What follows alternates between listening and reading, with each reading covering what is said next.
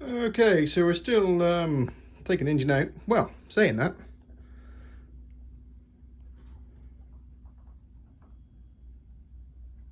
engine reasonably out.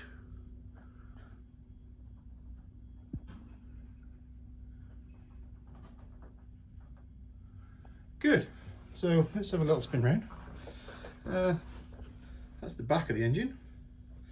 These are the little things that took a lot of time. That's hollow under there, by the way. They get seized into there, so they sort of expand out and grab hold of the frame.